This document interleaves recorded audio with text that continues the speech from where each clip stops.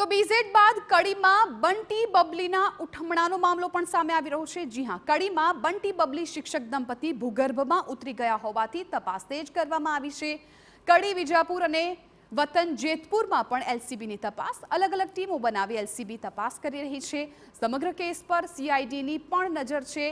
શિક્ષક દંપતી કેસમાં સીઆઈડી પણ કરી શકે છે તપાસ। કડી રહેતા દંપતી કનૈયાલાલ પટેલ અને સુધાબેનની શોધખોળ તેજ કરાઈ છે। કનૈયાલાલ પટેલ ઉર્ફે કનુભાઈના નામે પણ ઓળખાતા હતા। વિજાપુરમાં બીઝેડની ઓફિસો બંધ થયા બાદ કનુભાઈનું નામ પણ ચર્ચામાં હતું। કનુભાઈ જ કનૈયાલાલ છે કે નહીં તે દિશામાં પણ તપાસ। કનુભાઈ જ કનૈયાલાલ નીકળે તો બીઝેડ સાથે તાર જોડાયેલા નીકળી શકે છે। 15 દિવસ પહેલા હાર્દિક પટેલ નામના ફરિયાદીએ નોંધાવી હતી ફરિયાદ। શિક્ષક દંપતી અને તેના બનેવી ત્રણેય વિરુદ્ધ 8 કરોડની છેતરપિંડીની ફરિયાદ નોંધાઈ છે। કનૈયાલાલે 50 થી વધુ લોકો પાસેથી 100 થી 125 કરોડ લીધા હોવાનો ફરિયાદમાં ઉલ્લેખ કર્યો છે।